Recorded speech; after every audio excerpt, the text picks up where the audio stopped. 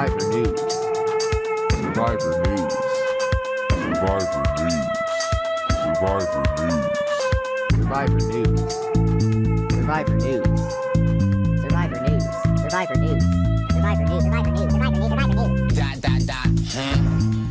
Welcome back to your Survivor News covering Survivor Season 49. One would say the episode of the season that has just happened. We are back, your baby boys. Let's welcome back. Let's go in a different order because we got Jack with the new haircut. Oh, Hey. Jack with the new haircut. Oh, Hey. Jack with the new haircut. Skip, Jack with the new haircut. Oh, I'm talking about in there. We got the baby boy from the Circle Season 2. The floor is lava.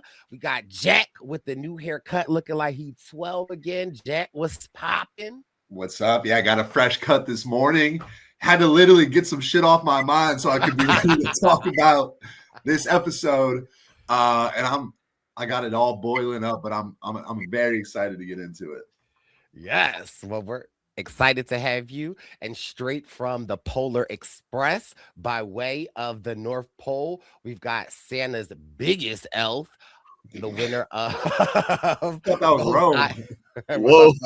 Well, that is Rome is Santa's smallest elf. Right.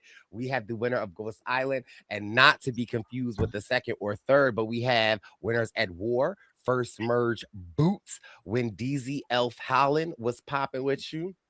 Wheezy Elf Holland in the building. How we doing? I decided, it's December and, I want to get in the spirit. I'm picking up Wenny at 9 in the morning. I might wear this outfit to go get him. I don't know, but your boy's in the spirit. Wendell Holland. Oh. Hey. 'Tis the season for thanks, for giving, for Chris, for Mus, for Hanukkah, for Kwan, yeah, the baby boys are back. Jack, we just got back from Boston, our Boston stop last night. Shout out to the Bean Town for pulling up on all three of the baby boys. Wendeezy, Ozzy, and myself were in Boston. Boston did not disappoint this season. Boston has been showing so much love. And so it was good to see our family and friends, because at this point, Boston is like family. I say it once, I say it again. Boston is Philadelphia's cousin city. Very similar, very different, but very similar cities. The energy in Boston was electric and amazing. Funny enough, I had text Charlie to come, and Charlie was like, he's being boggled down with work. And so Charlie wasn't able to make it. And then, Jack, we mixing throughout the night, and I meet this young lady, and she's like, one of my friends. I said, well, who is you? Well, she said, actually, he's my employee, and I'm his boss.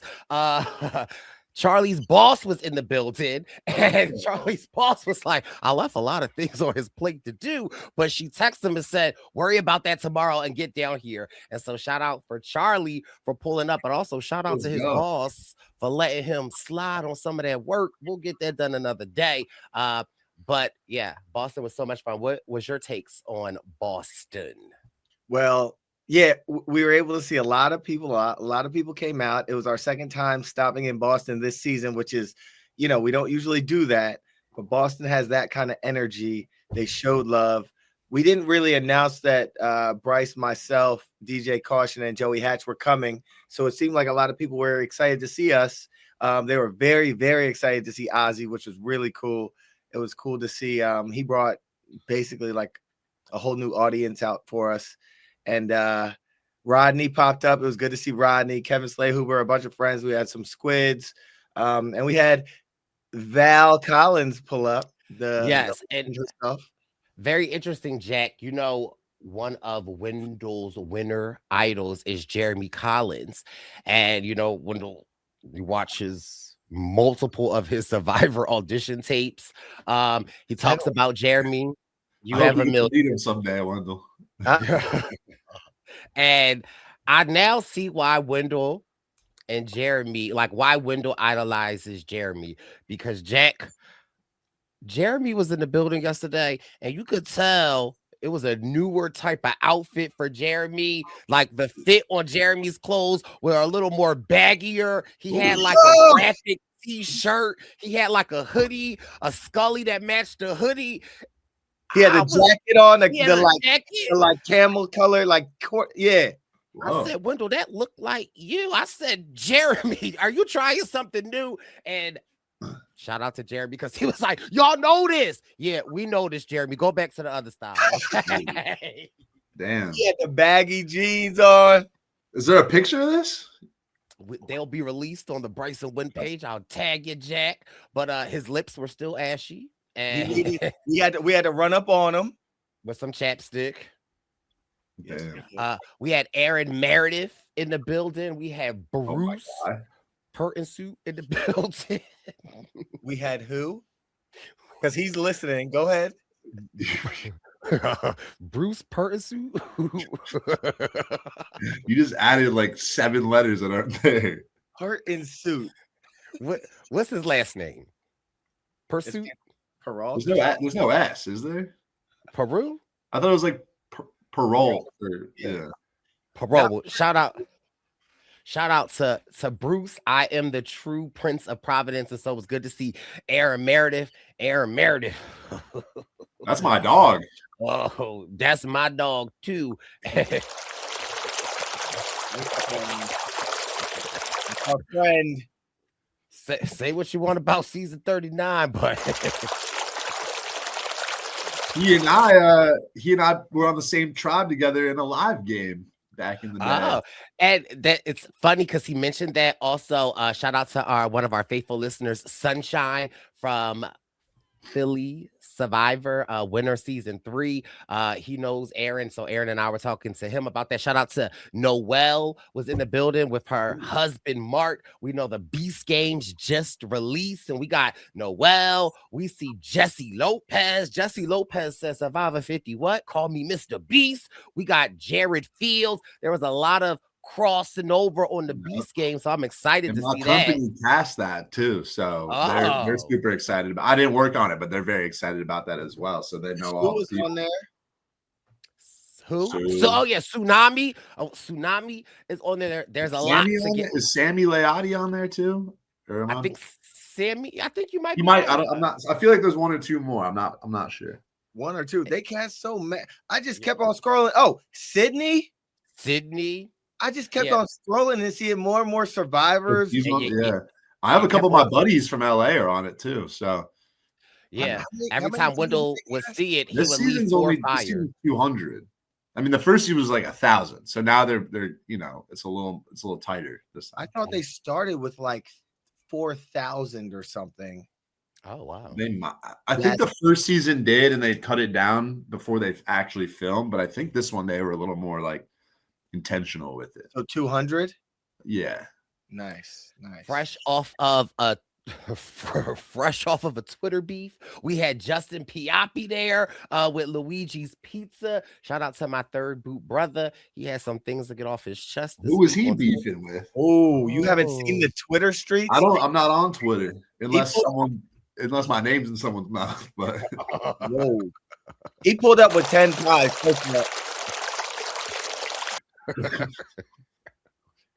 He pulled up with 10 pies, but he's definitely beefing heavy with somebody over there by you, Jack. He's not. Well, some would say he might be loud and wrong, but he had to get some things off of his chest. Surprise! You know, it was interesting to watch. But yeah, Boston just shows so much love, and we are eternally and forever grateful. It's crazy to think that was episode 12. Multiple stops on the Brice and Win Tour 49, the blueprint, and we only have 1/2 more stops left. I can't believe it, but next week is the grand finale of this season will be coast to coast in New York City and in LA. Ozzy and Tiffany are holding it down for us in LA, and Wendeezy and I will be in the Empire State City. Tickets are available, and after this episode, it is sure to be a hootin' hottin' of a episode because it's a lot to get through, but super excited to see everyone next week. Yeah, I'm excited for LA. Yeah. LA's gonna be dope. LA's gonna be dope. Oh, all right. Well, I guess we should get to the episode, but before we get into the episode, how was that? How's your mental health, Jack? How's your mental health, Wendeezy? How's everybody doing? It's the holidays, a lot going on, a lot moving and shaking. How's everybody's thermometer? Doing all right. Okay. Things have been a little bit slow, but I've got some exciting stuff coming up in the next month or so. And so just buckling down till then. Traveling a little bit for Christmas soon. So just taking it easy till then. Oh, okay. Where are you traveling to? Will you be on In Chicago? Oh, Yeah. shout out to Chicago. Yeah. What about you, Wendeezy? I'm doing well. I'm just getting ready for Christmas and got some things in the work for Wendy that I gotta build on the Lowski Woski and surprise him with. Try and do a little rock wall, a bigger version. So we working. Just the rock wall? Will we be creating a tunnel through a wall? That's something that he specifically asked for? He did not ask for that. You've continued to ask for that, Jack. I have a little home gym in my basement that Wendy has commandeered. It's his home Wendy room. And I was going to build a rock wall on one of those walls.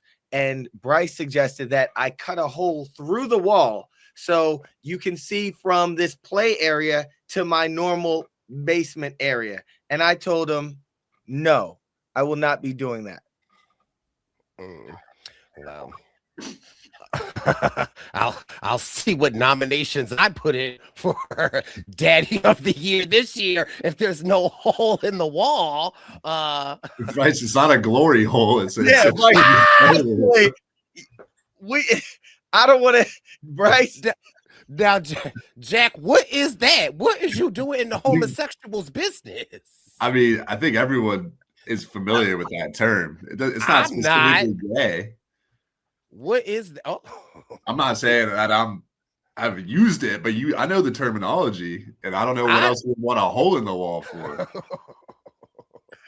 just climb a little bit.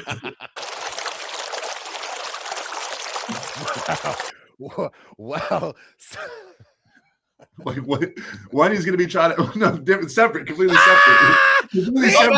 Leave the baby alone. As soon as I said that, I was talking about it back to a regular practical thing, not related. I'll have you know. That was leave my son alone. I was not. I was going back to just the rock wall. Like, nothing about it. It's a rock wall, all right. I'll have you know that during COVID, the New York City CDC put out some safe practices, and they had a GH on their wall for safe COVID practices. I'm just saying. Insane. How do you find this? Were you looking up the COVID section on one of those websites? No, I was not. And also hold on, do we have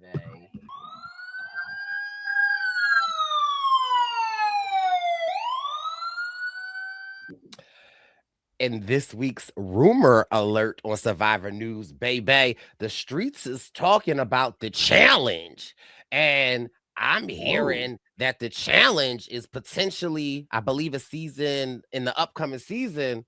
They might be courting Austin LeCun, my man. I seen that on the Twitter streets when I was perusing. I saw a little something about that, but I haven't heard it. I haven't heard anything else other than just like the rumors. But why did you turn on the police siren? Because it's a hot alert. It's a rumor alert. Nice. So listen, I might not be able to help him with the hall brawl, but I can help him practice with the Nothing. No.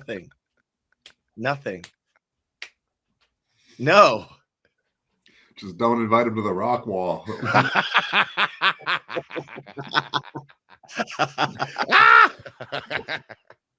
That's I'll be like, crazy. Where'd this hole come from? Why is it wasteland? Okay. All right. Can we get started? We apologize, listeners. Yeah. Well, listen, Wendell, let's jump it off. Put your thoughts through the hole and let's talk. I'd like to say this was the episode that I had big plans for Sophie. This was her episode to win the game. I agree with you. And we have been given permission from her brother Joey to grind her up this pot if we have to. He said, Wendell, let her know. Damn. Well, and she wasn't even the worst one in the episode. She was not great, but there were two that were bad too. So we got a lot to dive into. Yeah, I mean, I feel like we have to just start with this tribal and with all this different stuff. I mean, you started with Sophie and her knowledge is power. Let's just start with Sophie. I mean, where did she go wrong? What should she have done? She spilled the beans. She did we watched this woman navigate this game. She's the last person standing from her tribe. She's talking to these people. It looks like she's getting in with everyone. She's good. She finds this advantage. She's hiding it. She's like, yeah, I'm hiding. I'm staying low. Till the 9th hour, they feed her some Mexican food. And the margarita. I thought of you, Jack. I said the margarita curse. If you don't get voted out, it's gonna have you your lips loose, you know? Yeah, it's crazy to see because all season we've been seeing Sophie talk about her position in the game. She's had it the absolute worst. She's been through every single tribal. She's been through war. And she has continuously told us, the viewers, that, hey, I'm with Savannah and Riz because it works for my game. If it does not work for my game anymore, I will jump ship. And I think that this is an example of when you get too locked in with a group.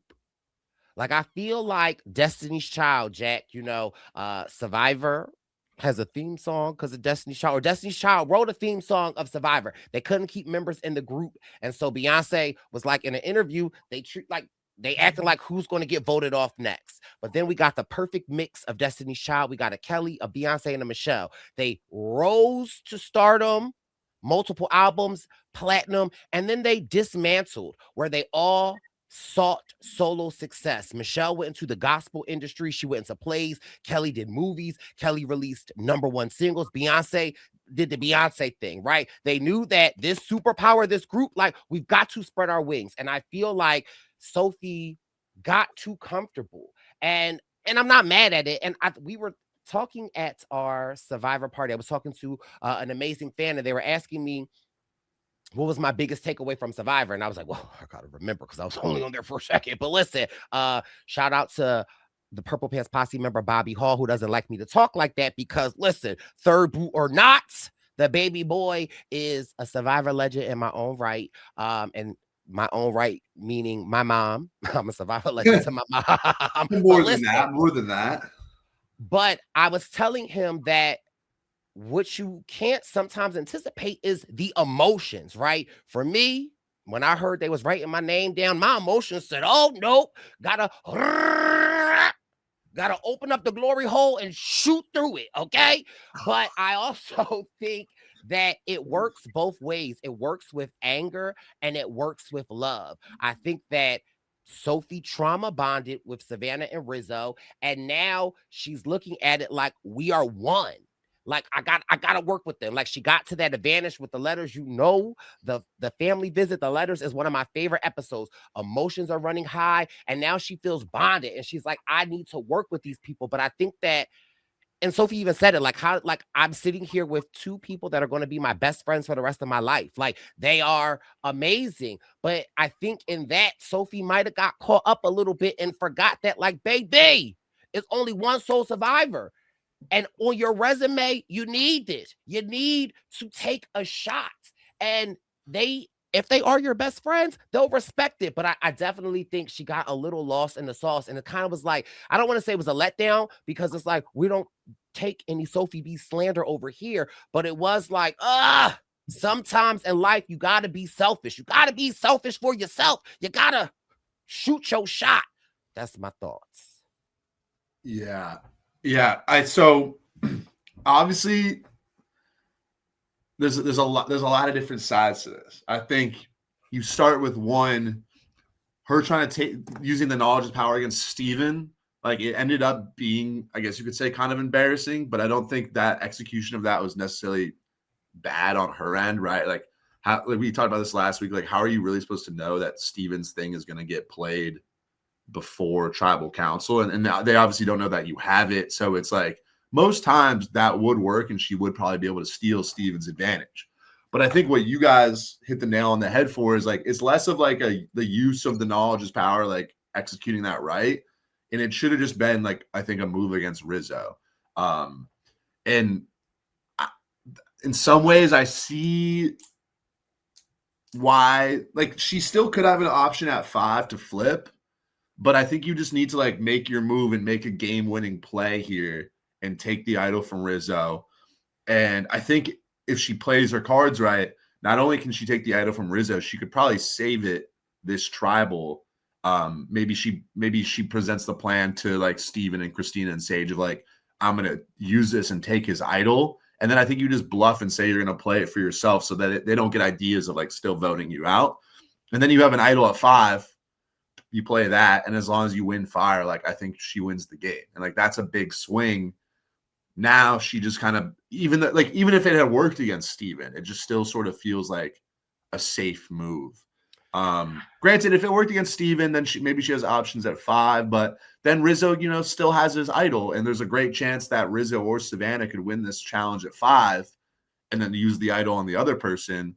And now you're sitting with one of them at the end, like regardless of what happens. There's a great chance that Rizzo might win this challenge. Rizzo or Savannah at 5. And if one of them wins that challenge, what challenge has Rizzo won this? Well, you know what? I guess with Steven I'm out saying now, Rizzo right? or Savannah. If Savannah wins the challenge, Rizzo plays the idol on himself. And I also think like a lot of times the final 5 challenge, it's a lot of times it'll be like a big obstacle course. There's a puzzle at the end. It's a little bit more stamina based. So I don't think Rizzo's been great at these like endurance balance challenges, but I do like his odds more in like a running and like a puzzle situation. And then you add in Savannah, who's been a challenge beast. If one of them wins, the other one gets the idol, and then one of them is going to be sitting in the final 3 and you're cooked. And I think that applies to the logic that Christina and Sage used too. But staying on Sophie, I also think like this is really like minor, a little bit more meta. There's spots for 50, right? And so you shouldn't just be playing to get on 50. You should be playing to win. But I think if you're on the fence about taking a big swing, that push of this, this can help cement me a spot on the next season too, which not only is it a legendary season to be on, but that's another chance to win like at least $1 million. So, you might as well take the big swing, because I think if she does that, we could be seeing Sophie on 50. And so and I think it would help her win 49 and then also get on 50. So it's kind of two birds with one stone. And she just kind of I see the logic. I still think she has some maneuvers left that she could pull, but I think there was a way she could have played it that really would have just like given her a great chance to win. And again, like a great chance to maybe get on 50 too. So I'm with you, Jack, right? Like, I don't think it's the worst move ever, right? Like, you can recover. The thing that concerns me the most is the jury perception, right? Like, we Mhm. saw the jury look at this misstep, and I think that is going to be ingrained in the jury's mind. And so I think that for me, who cares if it didn't work out or not, right? Like, whatever. For me, it's the jury and what the jury will Yeah. perceive. And so, say you make it to the end, and I just feel like you could give a great case, but now the jury is going to be like, well, that one move, like that was a big bomb. And she cocked the gun back. It was an old gun. It was one of them Yeah. guns that you had to put the powder in it. You had to stuff it. You had to Yeah. okay. She pulled the trigger first. It didn't even pop off. And so that was like my Mm. bigger thing around it, where it was like, ugh.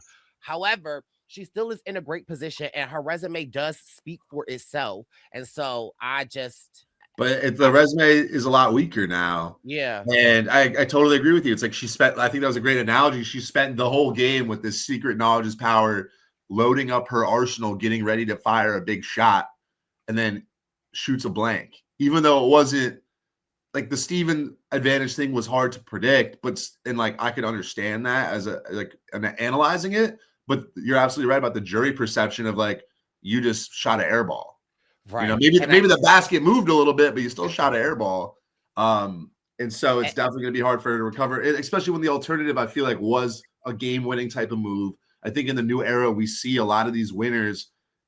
Their game is a little bit more under the radar, a little bit quieter, and then it's those like marquee moves at the final 6 or the final 5 where you make your stamp on the game, and then there's not time to retaliate and for people to get you out because you're safe at 5. You get an opportunity to make fire, and then you win. And so that's just like the time to make the play, and she didn't go for it. Yeah.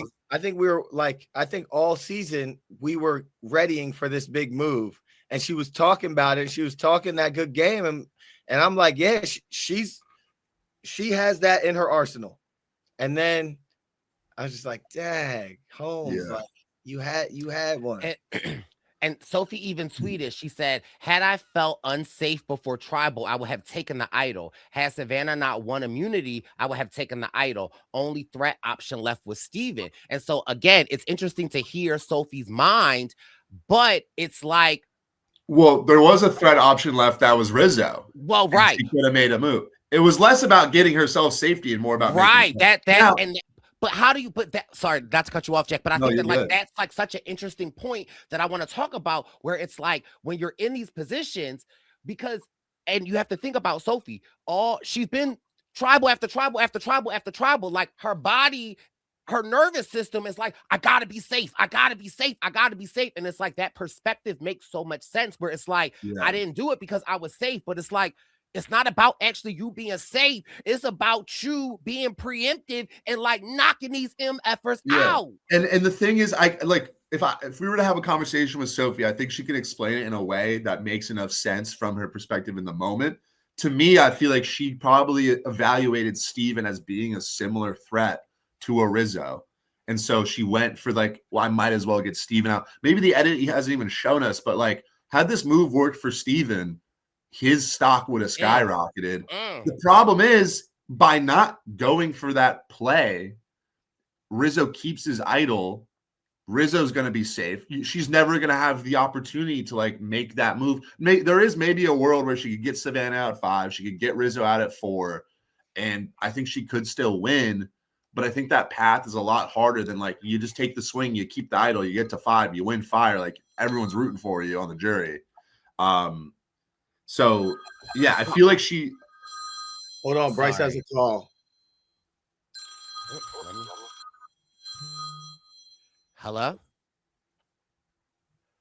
The call is coming from inside the house.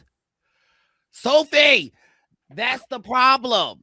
The call was coming from inside the house. She said if she felt like she was unsafe, she would have took the idol.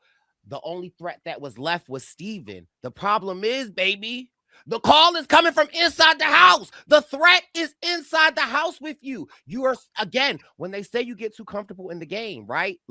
Your threats are Savannah and Steven.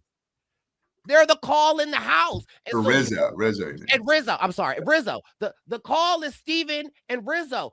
The call is coming from inside the house. Your perceived threat because it's Steven. We got to get him out. But baby, hear me out. Hold my hand, Sophie, because I love you. I would think the jury would look more favorable at you if it were you and Steven, not you and Savannah or you or Rizzo, right? Because y'all been working together for so long. Like, and so that's like, but it's all of these nuances that I love about Survivor, where it's like we've been working as a trio together, so let's bang these people out. But then at some point in time, you gotta cock that gun. Yeah. You gotta go Jesse Lopez. Yeah. And I also see like Steven, I think, was more of a threat than the edit necessarily gave him credit for. And had this move worked out, I think his stock would have really risen. But at the same time, had Sophie made this move and taken Rizzo's idol, Steven's advantage wouldn't really matter anymore. So then you're kind of lowering his stock because you kind of preemptively made that move with him. This would be much more of a Sophie move. So she could the idol would be hers. Steven's threat level wouldn't maybe be as high as it could have been. And then, yeah, I think you get like you can get Savannah out. You can get like it just creates a clear path for Sophie to get to the end with like a Sage and a Christina and have made and like taken all the agency into her hands. But now she doesn't really have a whole lot of agency. She kind of just went along for the Rizzo and Savannah Trent or like the ride. And again, like I said, she could still maybe get to the end with Christina and Sage and win, but it's like that's going to require like Rizzo and Savannah got to lose the next immunity, and then one of them's got to lose the final four and lose fire, and all of those things just seem like a little bit of a long shot. But she's like slimming her opportunities to win at the end. Now it's like a much more narrow path needle that she has to thread. Yeah. Path. You and like Wendell, as someone on Ghost Island, you and Dom dominated the game together. There were opportunities that you could have taken Dom out, but you guys chose to. Well, there was more opportunities for Dom to take you out, but you guys.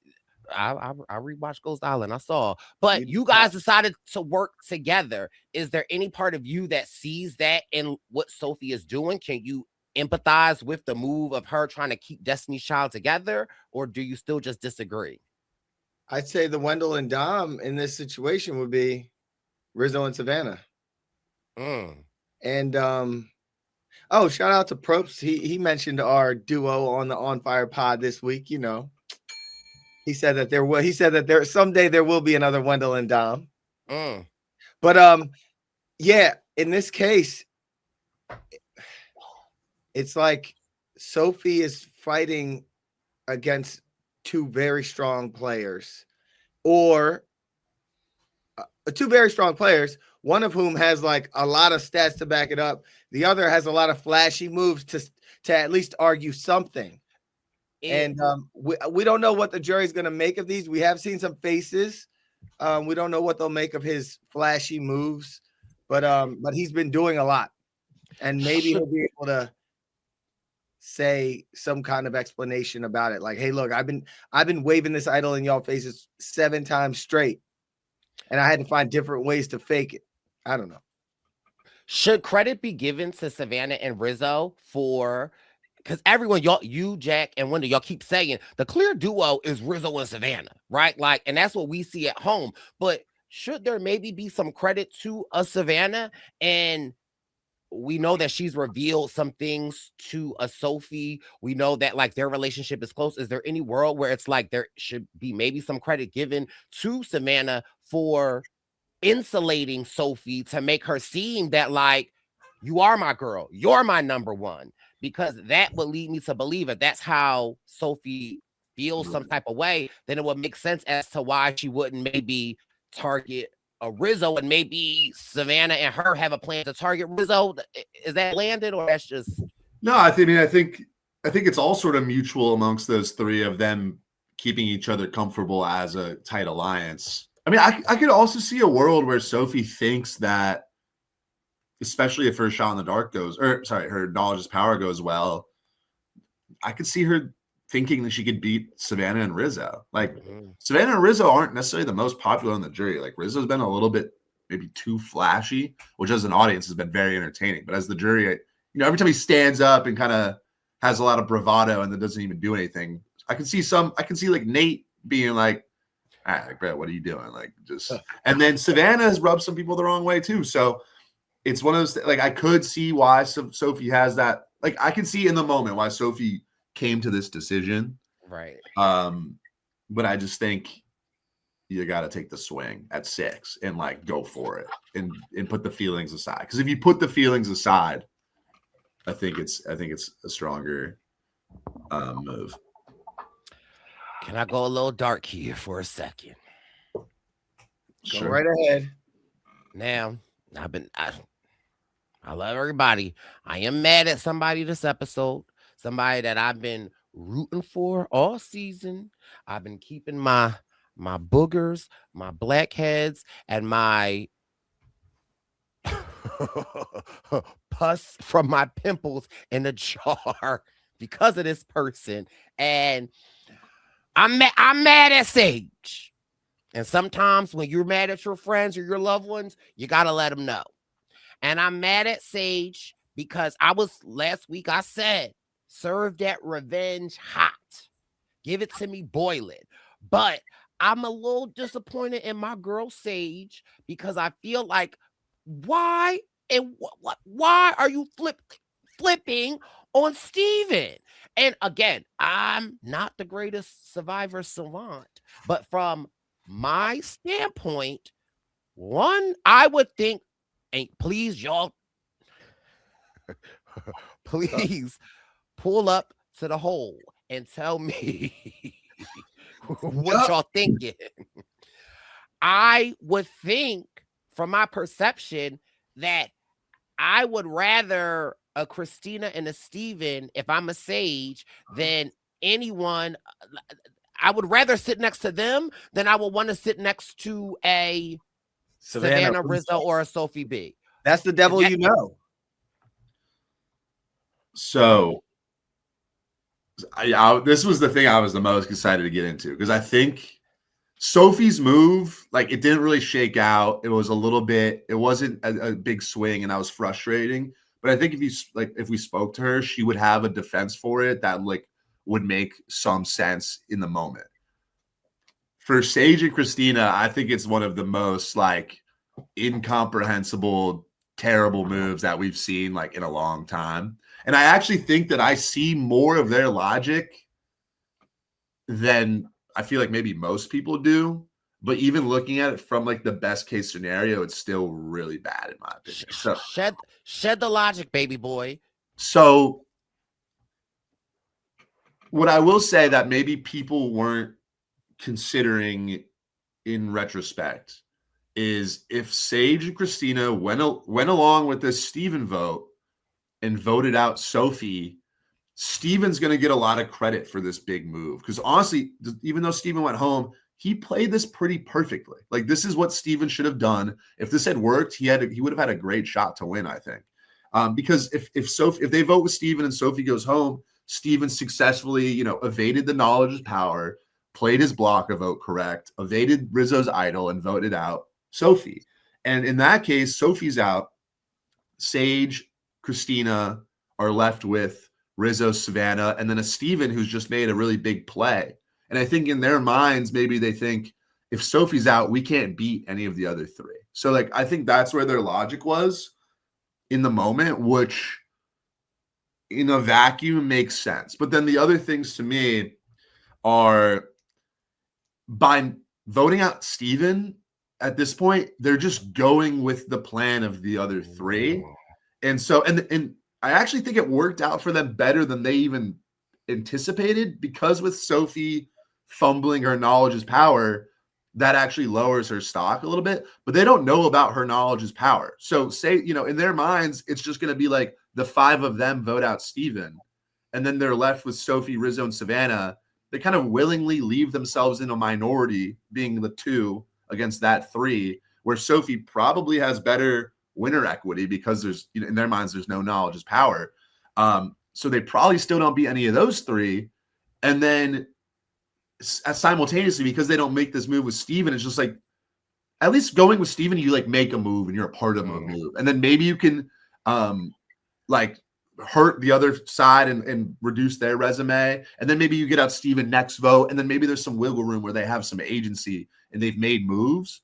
But by just going with this, you're kind of just handing it to Sophie, Rizzo, and Savannah, going along with what they want. And now if they get to the jury, even if they get to the final three with Sophie, that's going to require that Sophie has now flipped over to them. And Sophie's going to get credit for making that move at 5 or whoever makes the move. Like, there's no path now where Sage and Christina can get to the end and be like, oh, we did this. Like, we made this move.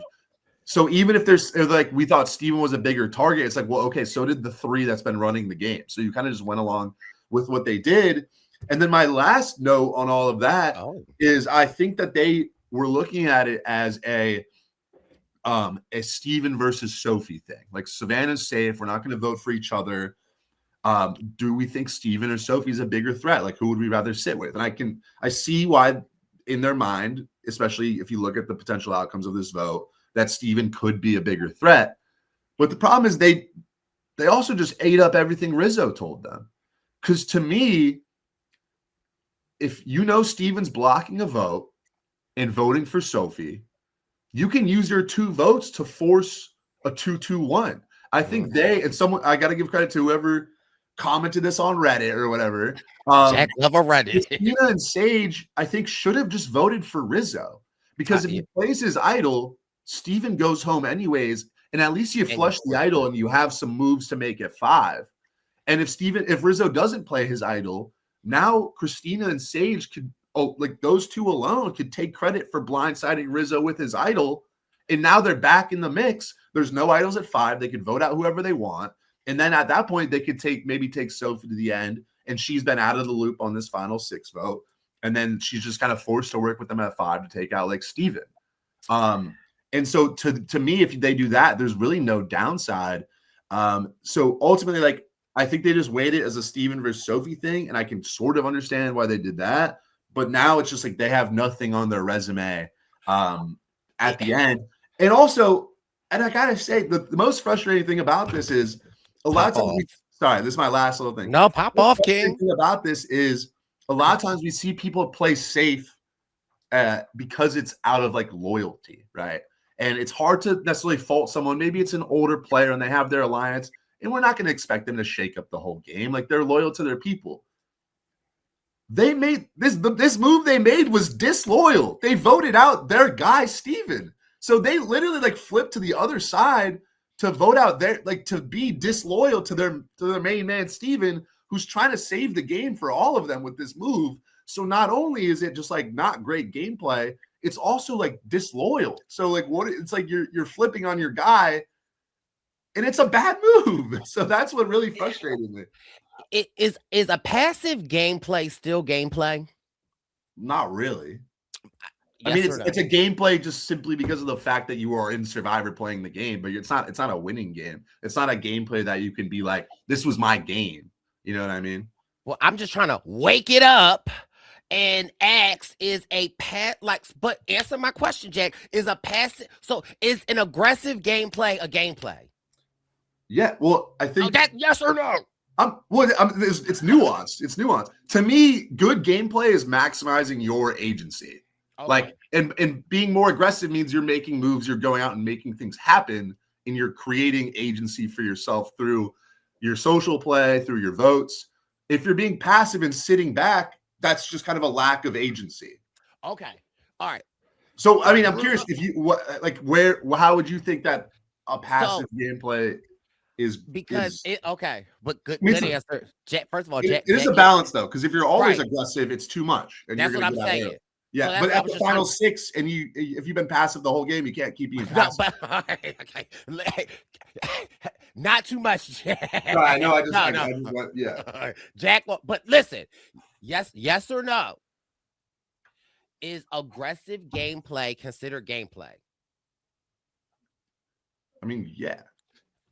Yay or nay? I mean, if you're putting gameplay in the name of it, then obviously it's gameplay. Okay, you got me. Okay, but still, yes or no? But okay, so listen. Sure, yeah. Yes, that's it. Thank you. But Jack. it's all more nuanced than yes or no, though. But sure, go ahead. I'll play along. Thank you. Okay. Wendeezy is aggressive gameplay. Yes. Jack is no gameplay. No. Okay. Wendell is no gameplay. No. Is passive gameplay. But would you equate? Yes. Yes or no, Jack? Wouldn't you equate passive and no as being sort of similar? No, Like passive to means to be like not doing much. As somebody that's been in the corporate field for some times, you sometimes have supervisors and co-workers that do the most, right? And sometimes you got to be passive and allow Billy Bob to get his agenda off, even though you didn't vote for the holiday potluck, right? But if you gave a big, I don't want to do it. Everybody looking at you like you crazy. However, you being passive could be like, okay, sure, Billy Bob, I'll bring the soda.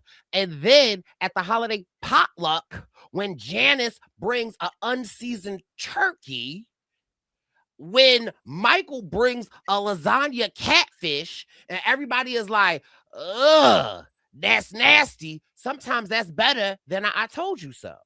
So I'm just saying, like, sometimes being passive works. So my only question, I know I'm just saying, is there a world where, yes, Sage and Christina, they flipped to the other side, but is there a world that Sage was looking at Steven like, he's like, damn, they got the numbers. There's a lot going on.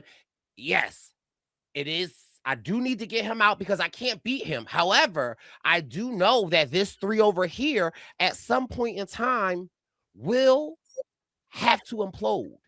And maybe their gameplay is, and we know that Sophie has been talking to Christina. We know Sophie has been talking to Sage. So maybe they're like, I'll be passive. I'll let you have this potluck. Go ahead. You can have the potluck. I'm going to bring the silverware. I'm not cooking nothing. And then when the potluck come and the turkey is nasty, and now we have to order Domino's, Domino's is what you wanted from the get-go because it's easier and it's efficient. If we get Domino's at the end, was that not a passive move that has come to gameplay? So I'm just saying is, could there be a world where like they allow the sacrifice of Steven? You could say it's not good for them, but like Sage is saying I can't beat them. And if I could maybe use a Sophie to get out a Savannah, that like I'm just saying it could be a step back for a setup. So I hear you somewhat. I think your analogy, though, in their being passive, it requires that everybody else is doing things that are bad. They're bringing the nasty ass turkey to the potluck. They're bringing some expired milk to the potluck. And that's so they get to the end and they call up a little Domino's pizza, and then everyone else who shows up to the party, aka the jury, might be like, "I'm rocking with I'll just take the Domino's." But then in this instance, you look at a Savannah and a Rizzo, they're not bringing moldy mashed potatoes. They're bringing some pretty good entrees. They're bringing some buffalo chicken mac and cheese from Jack's recipe book. They're bringing some candied yams. They're bringing, Jack, you could come to Thanksgiving. What in the hell do you know about candy yams?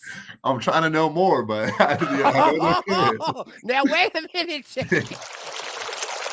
Well, you see, I mentioned those, some of those dishes, and you guys, say you're the jury, you get a little more excited. You're like, would I rather have a good, good hearty meal with some candy yams, some nice moist turkey, some mac and cheese, or would I just rather order Domino's on Thanksgiving? You go with the former. So passive gameplay can work occasionally when everyone else is really messing up.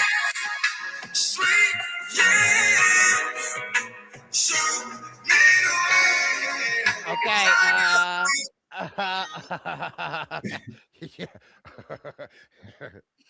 That's going to be playing in Wendell's playroom after you cut the hole. First of all, why is Sweet Yams readily available on Wendell's phone? Okay. But No, I still just think- looked it up real quick. you didn't. You've been asleep for 30 minutes. But Jack, I still check. Have you had candy yams before, Jack? I think a couple times. Woo! Did they have pecans on them? I don't think so. Were I they don't like even black and glazed at the top? It's been a minute. Oh shit. Okay. Okay. Well, no, okay. it but was a Thanksgiving situation. It might have just been in like the lunchroom back in the day, but what lunchroom?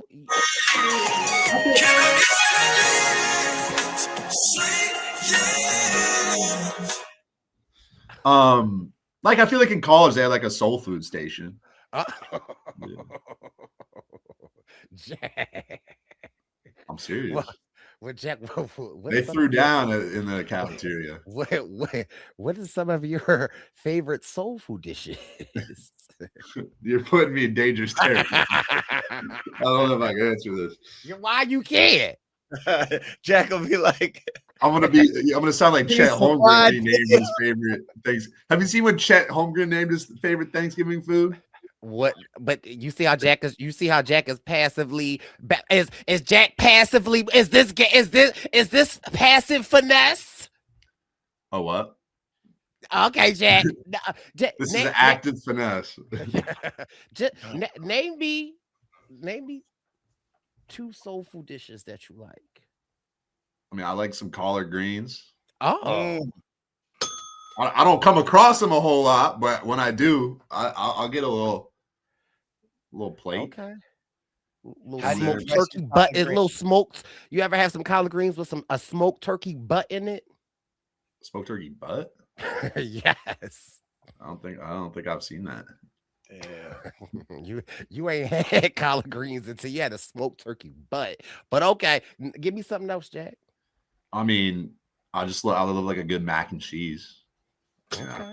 I wouldn't say, yeah. I mean, you on It's fire. not the most soul food thing. Yeah, but, no, but okay. yeah. Jack, how do you like your potato salad?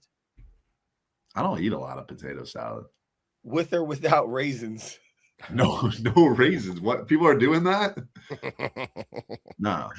First of all, Wendell shouldn't even be talking about potato salad because Wendell comes from a store-bought potato Yeah, salad. right. home. Yeah, right. Sometimes you get the That's- store, they got it like the deli station, and it's like kind of fresh made. I Yeah, buy but it that- from the store. I don't come from a store bought nothing. Well, Here's the you thing, I buy don't it like from any- the store would be make it then store bought. Very true. I don't normally like any of the store-bought salads, but one of my favorite store-bought salads is like the store-bought macaroni salad. Ooh, and Yeah, the Amish. Ooh. Wait, what do the Amish have to do with it? Amish potato salad. No, not the Just the Amish potato people. Oh, the salad. Amish macaroni, the creamy one, Paul. Yes. Ooh. Ooh. I like how we were going in on Sage and Christina, and now we're here. We were like heatedly, come on. Sorry. That's crazy. Okay. But okay, so you were talking about Passive is passive. no passive move. gameplay. A lot of times can be really good. Like early, Okay. you don't want to always be moving and shaking every vote, but when it's crunch time, like this, like a final six vote where all the advantages are coming to play, and this is kind of setting up everyone's end game, and it's one of the last big votes.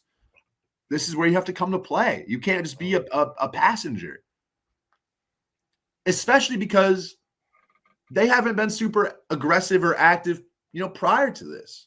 If you were going to go wouldn't say out, Sage, you wouldn't say Sage hasn't been. I would super say active? her most would have been the Shannon vote pre-merge, which still impressive, but like it doesn't get as much credit with the jury when it was pre-merge. But what about a Sophie Saghetti? That wasn't really a Sage's doing. Like Sage kind of did that as spite. Like if I'm on the jury, I would sort of be like, So if That I was a punch Sage- you that out was of Sage spite, move. that's not still a punch. it's not a strategic one. But at this point, I'm not. Also, but- Sage didn't really spearhead the Sophie vote. She the other group came to her and was like, "We think we want Sophie," and she's like, "Yeah, I'll do it because she did my boy Jawan dirty." well, I Yeah. felt like they were giving her options, and I felt like there was the option Well, between. And she went with the safer one. But that was still a Sage move. Her and Jawan were swing votes. Yeah, the listen, Nate vote. The Nate vote was good. I Yeah, might be a I little. just mean now, if you're on the jury right now, are you looking at Sage as a top contender, one of the best players? Listen, I might be mad at Sagiana right now. I might be mad at Sage Yeah, with good eyebrows you right say you were now. mad, and you've done nothing but defend. Well, I'm just saying. What's your take? What should she have done in your mind? I mean, I'm with you. I do believe that they should have put votes on Riz. And if they knew that Steven was going to play his blocker vote and they knew because the other side is giving them the information, why not just buck back? Right? Like, that's why I'm mad at Sagiana with the good eyebrows, right? Like, you should have, because he didn't ultimately end up playing it, and we could have seen a Rizzo go home. But I'm just saying, I am mad at my sis. But what I will say is that, like, I'm not going to kick her while she down. She been moving and shaking. I feel like outside of Steven, she's been one of the only people from the other fraction really moving. True. And no, but that's partly why I'm frustrated with her, like you, is because, there was a long period of time too where she was trying to get Savannah. She was trying to get Rizzo. It didn't work because other people weren't ready to make that move, but she was giving a good effort. Like, for a lot of weeks, we were like, Sage's head is in the right place. And then all of a sudden, Jawan goes home. And last week, she kind of goes along with this vote. And then this week, she kind of goes along with it again. So it's like, this is your moment to make these plays. And she had shown that she was hip to it. And then now she's kind of fading back. And I think this was a moment for her to make a big play and maybe win herself the game. And now it just looks really difficult. From my perspective, I'm just looking at these people, voting these people out until it's them. It's like when y'all have had numerous opportunities to get rid of these power players, instead you're voting out these other players that would have been numbers for you, and it's going to be you eventually. That's the way I'm looking at it. Or you're just going to be there with a bad shot to win. If you're there. Yeah. But would you rather be there with a bad shot to win, or would you rather be on the jury? I'd rather be on the jury. Oh. I'd rather play a more aggressive game that if I get to the end, I have a good shot to win, even if it lands me on the jury more often. Wow. Okay. And then that's how, that's what, like Rizzo said that. He's like, I'm taking these big swings. If I go out, I go out, but I'm setting myself up where I could win. I respect that. Now, my question is, if you know how a lot of the times, like we've said this season, they're like, Savannah's safe. So my next best thing to get rid of a Savannah is a Sophie or Rizzo. We have to cripple her. Could we maybe now reflect in, remember, and again, shout out to our turtleneck wearing brother Jawan. And when Sophie Saghetti was like, I can't beat a Jawan, and we were kind of looking back like, it's really been Sage has been the driving force. Could we look back at that move and say that, wow, getting rid of Jawan kind of sort of maybe potentially has crippled Sage? Because since Jawan has been gone, Sage hasn't been making the Sagiana moves that we are accustomed to. And so could we really be witnessing when people say like, darn, I couldn't take my shot at this person, but I can cripple them? I would maybe draw the line that like getting rid of her powerhouse has really it suffered the stocks of a Sage. Well, clearly Jawan and Sage are at a really solid social and strategic relationship, and it seems like they were able to like bounce ideas off each other to keep each other level. And as soon as Jawan goes home, you're right, like it doesn't seem like she has a number one or anyone she really trusts where she's having like productive strategic conversations. Like, don't bouncing strategy off Christina is not going to be hey, Jack. Respectfully, Jack.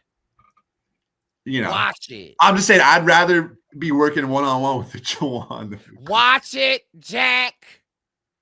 I mean, look what those two cooked up this Jack. episode. I mean, like, you like this. My point's proven.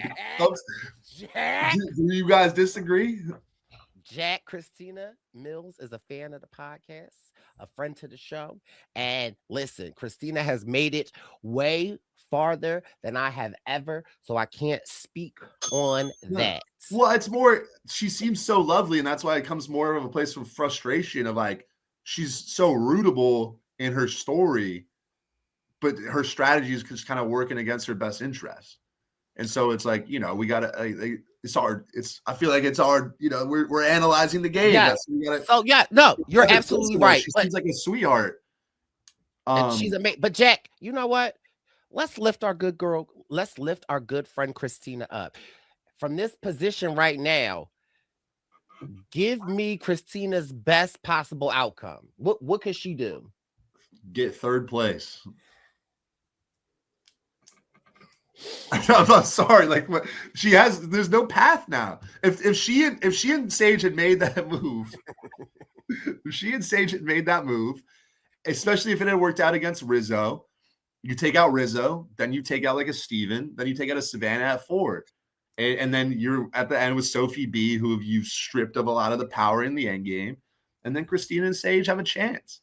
But they didn't do that. And so now they're with, now their best odds now is like Savannah maybe loses the next challenge. They get Savannah out with Sophie B obviously joining them. Rizzo's going to play as idol. And then maybe you get Rizzo at 4. But then you're at the end with Sophie B. And I think because Sophie B will have then made those moves against Savannah and Rizzo, she's going to get all the credit. All right, question. What if they're sitting at the end with Rizzo? Who is that? Sage and Christina. Rizzo and Savannah are interesting cases because, like I said earlier, I think there are people on the jury that they've rubbed the wrong way. But I think Rizzo's been done. I mean, he's masterfully maneuvered with this idol. Yes. Like, no. Okay. Yes and no, or yes or no, or yes and no, because no, yes. I think go back to the Xander thing. Okay. No, I hear you. It's like you've been flashy with your idol. Is that masterfully maneuvering it? Yes. I think yes. I think we've talked. I think the jury has a tendency to want to write it off because they were scared of the idol and they didn't want to target. So they're like, oh, we weren't even targeting him. But the thing is, I think with Rizzo, because flashing it is one thing. Like just getting by with an idol isn't necessarily a game-winning thing. I think turning that perceived safety into moves is the really important thing. And Rizzo has done that. He's used his safety to help maneuver the shift and target other. I'm with you now, and I love Xander. I love Xander Hastings. That's my man. But that's my man.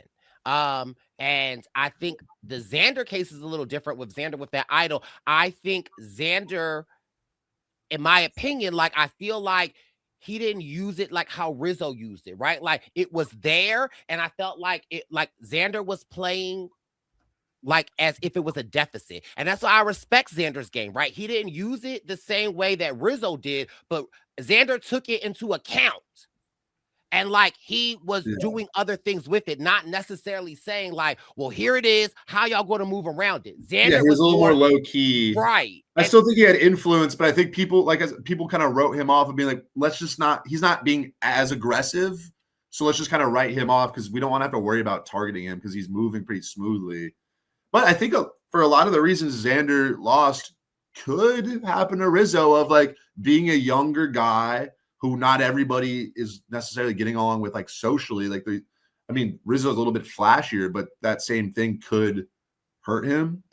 Look, there's a world where Brice's analogy with this potluck could be the case for Sage or Christina, where if the jury really doesn't like Savannah and Rizzo because they have a little bit of ego, then a Sage or a Christina could win. I think Sage's shot would be better. Like Christina's really just not shown. Like the most recent thing we saw of her strategy really that stood out was when Savannah was like, "Who are you voting for?" and she like freaked out.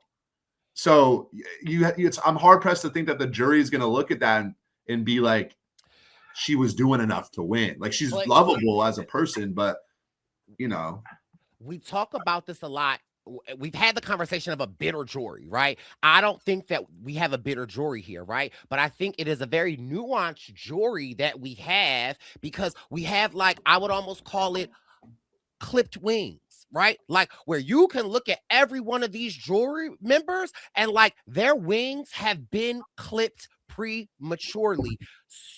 Really, I would say 80% of them in the hands or in support of a Sophie and a Rizzo, where it's like you have these jury members that weren't really able to get agency. And so I think that could be very favorable to a Sage, of like someone like a Jawan, someone like a Christina, someone like I don't know which way Alex will go, because Alex has a lot of but I could see someone like a Nate, for all good reasons. He just got voted out because he was tall and looked strong. And so I'm just saying, like, the fact that Sage is there, it just could open up an interesting conversation of these clipped winged babies that we have, that could be favorable to her, as opposed to, again, it's like bucking up against like, what do you call it when you buck up against the majority, right? You got this little guy. And so, like, that there could be like, it's But interesting. We don't know. I hear you. I think it will be interesting to see how the jury responds to, like, Rizzo and Savannah. But the two things I would also point, I think it's really helpful for them to have Nate as the mayor of Ponderosa, because that's someone they worked with the entire pre-merge, who, if people come a little bit sour on Rizzo and Savannah, I think Nate's going to be there kind of moving them in the right direction. And that kind of trickles down, where maybe MC pulled up a little bit pissed, Nate defended them a little bit. Now MC's a little bit higher on Rizzo, Savannah. Next person comes, they're a little pissed. You know, it kind of has a domino effect. And then the other thing I would say is, like, if that outcome occurs, it's much more benefit. Like, say the jury does not like Rizzo, does not like Savannah, is not going to vote for them to win. To your question about Christina, then I think the jury then gives it to Sage over Christina. So that's why I think, you know, she's just in a rough spot. And Sage, I mean, like, I don't think that's going to happen. Yeah, if it works out to be like that, a win's a win. But at the same time, it's not like that would be an example of, like, passive gameplay working out. But it's one of those things where, if you're analyzing it as a player or a future player or whatever, you don't want to just be passive and hope that everybody else messes up. You want to be active and try to give yourself the best chance to win. But I agree, but I just do think that sometimes you have to be passive. Like, I'm not saying Sometimes your whole absolutely. game. Yeah, Absolutely. I'm just saying sometimes you do have to be passive. Now, can I ask y'all a question? With people, I think the majority of people that we have talked in all of our 13 cities that we have been to, I think we're a little on the beginning of the season, and it has, like, the season for sure has heated up.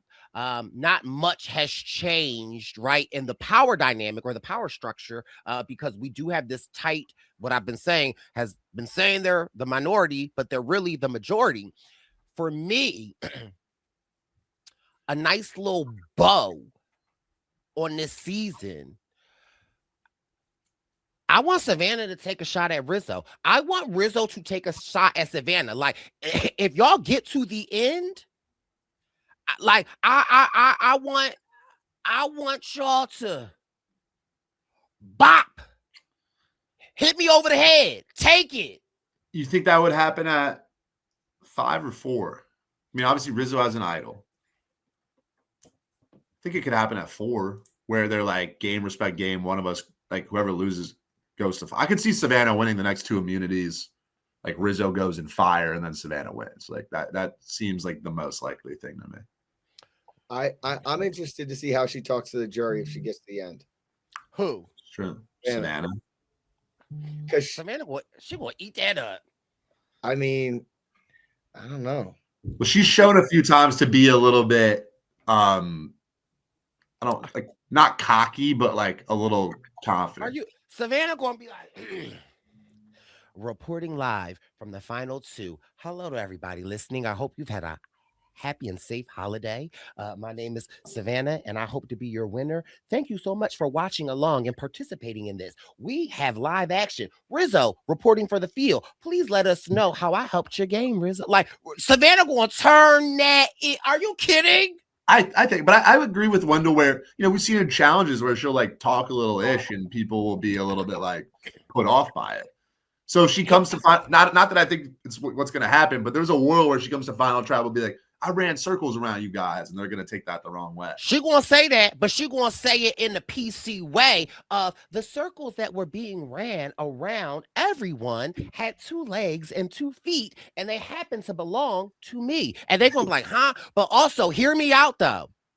Let's just also be clear. Riz God, he is flashy. He's a lot.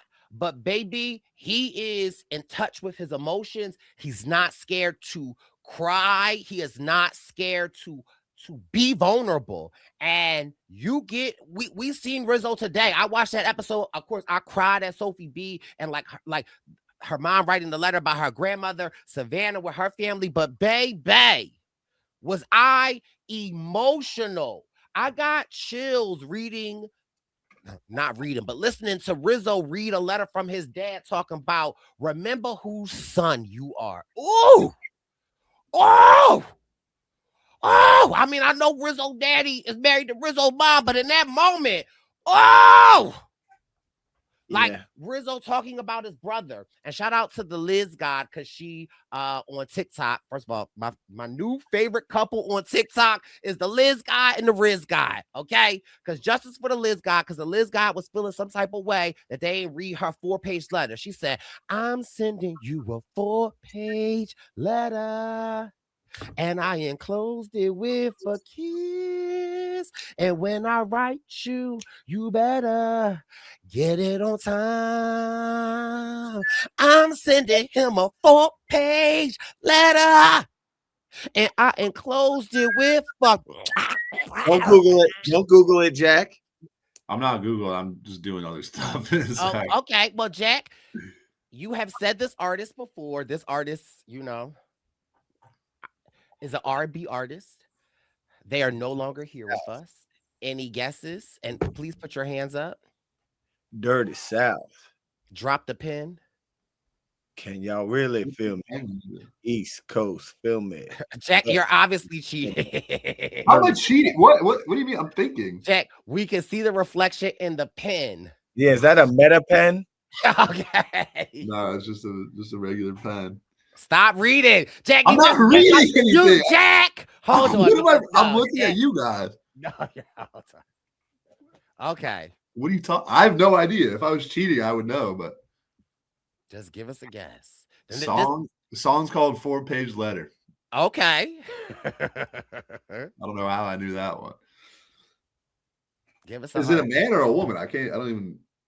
It is a woman, and she is no longer with us. Rest in peace, baby girl. Baby girl. Did she die young or was she older? She died young. I'm the man from the big B.A. Come play around my way. And listen to what I got to say. Dirty side. You know I am the really East Coast. Shake my hand. It's not Ali, is it? Better known as Ali. I'm sorry, but repeat your answer, Jack. It's not Aaliyah, is it? Oh, He is. I don't even know if she's alive or not.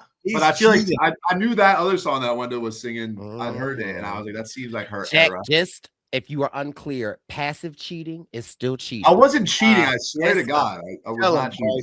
Tell him. It's fine. But listen, Liz God and the Riz God, they are my favorite TikTok duo. I've been having some shoulder issues lately, so I haven't been sleeping. So I've been up on the TikToks, and I live for Liz God and Riz God. Anyway, she showed us some behind the scenes of Rizzo watching the episode with, first of all, like, Rizzo's dad was laying on a couch just like a dad, like just Rizzo was watching himself crying. We saw his brother get up and hug him, like just when I say I love the family visits, I love the letters. And that's on Liz God's TikTok. That's on Liz God's TikTok. If you're not following the Liz God, do yourself a favor. I've seen some of it. I got to see that video though. That's my God, just get Waterworks ready. Blood vs. Water 3 winner, Liz God. I ain't mad. But what I'm saying is that yes, Riz is hype. Riz has a lot of Riz, but at the same time, he loves this game. Even on Riz's TikTok, he like went through the last 10 years of photos with him with like Sari. Sari, Poverty, some guy that won season 36, I don't remember his name, and like multiple other people, and like just him just being a little kid, like, and so like he loves this. And so don't sleep on, like I said, Savannah would get out there and she would eat it down. But I also think the passion that a Riz God could potentially deliver at a final tribal, True. I think could be earth shaking. Yeah. Yeah, he's been flashy, but I could see him be like taking it down to earth at final tribal. I'd love to see that. I would love to see that. I love the Riz God. Yeah, and again, I same with Sophie B. Like I truly believe Sophie B could be compelling. Her She's got a story path. alone, yeah, She's like got a path. she still has a path, and so like I'm interested to see. But I do want some bloodshed. Like I want some blood shed. Like Who do you think if say I want Game of Savannah Thrones wins? season 1, episode 1. I want a Ned Stark head in my hand. Like I just whoa. Say Savannah wins immunity next week. Do you think they vote like Sage out, or do you think they make a move on like Sophie? I think if she wins, Because Rizzo would have his idol. They're going for a Sage. It's Sage. I don't know. Because Yeah. I mean, again, and looky here though. If Savannah were to win, and obviously Rizzo's going to play his idol. If she were to knock out a Sophie, that's another notch on her belt. Like that's another like. We hope Riz is going to play his idol. But Savannah is not scared of anybody. She gonna go to the end with the 3 of them if she can. So you don't think the jury will respect her if like she got rid of her closest ally and under the veil of Sophie B has been through it all, like and sometimes you gotta like you don't think I don't think they'd give her more respect for that. Jack. If what? If she gets rid of Sophie.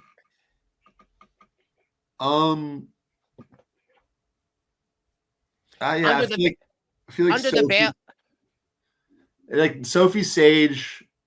I don't know. Sophie, like after she didn't have the best episode, so I think maybe just like I would lean that she would just be loyal to Sophie, especially like Sophie told them about the knowledge is power. Like I do feel like they would reciprocate that to some extent and get Sage, and then like I think Savannah would be fine to sit next to as Sophie. Like I think in Savannah's mind, she probably beats Sophie. Mm-hmm. Well, I mean, listen, we'll have to wait and see. The season is boiling over. The candy yams are glazed. They just need to come out of the oven, and believe your baby boys will be here next week to report live before we land this plane. Wendeezy, any final thoughts? I'm happy that the season has been unpredictable at the end. I was predicting a big Sophie move. It didn't happen, but still somehow, some way, Steven went home. R.I.P. to Steven. Like, can we glaze Steven up a little bit? Thank you for bringing that up, Wendeezy, because I think Steven deserves his alien showers of flowers, because that man played a game that was dealt with him, and he got beamed up, beamed back down, the light speed, like that. Shout out to Steven. He got done so dirty in this episode. It's crazy. It's crazy. Yeah. They lined him up, and like, yeah, he could have been the winner of this season. If Sage and Christina made a smart move, Steven would have won this season. Steven could have won this season. And he shows how much of a threat. Oh God. Yeah, right. He absolutely was a threat. Jack, can you passively give us your final thoughts? Yeah, I don't. Yeah, I mean, I had so much fun unpacking this episode because there was so much questionable gameplay that it was fun to discuss, and a lot of different like situations that could have happened, a lot of situations that can still happen, but like this season's not. It's not quite hitting for me anymore. Like this to me, I was like Wendell. I was predicting something big would happen, and so it's been unpredictable. But it's been unpredictable in the fact that nothing really happened. In the weirdest way, it's been unpredictable. Yeah. And again, and I say it every week, like I think a lot of the story of this season has been that trio coming back from the brink and taking over. We kind of knew that was going to happen. So it's, I don't know. I think the finale will be exciting. I think there's a lot of people who have a shot to win. So hopefully, I don't know. I was really gearing up for some craziness to happen this week, and it kind of all didn't land. So that was a little bit frustrating. What if Rizzo gets on 50 and he tries all this idol play every single episode through 52? He's going to keep the same idol. He's not going to play it next week. He's going to bring it with them. What if he forgets to play? What if he believes his own lie and like he's like it could be played at Final Four? But okay, here's my last question. Oh, okay, then we can land this plane. What if he never even plays it? Does that earn you a little more respect that like I never even had to play it? Because I feel like that is a move. Okay, all right. Okay. No, I hear you, and I can sort of see Rizzo passive. thinking that. I think at 5 though, you just play it. I think it earns more respect if he like can successfully play it on someone else. You know, say Savannah doesn't win, and then he saves himself or Savannah correctly. But it's like just at 5 when it's the last time I'll play it, just play it.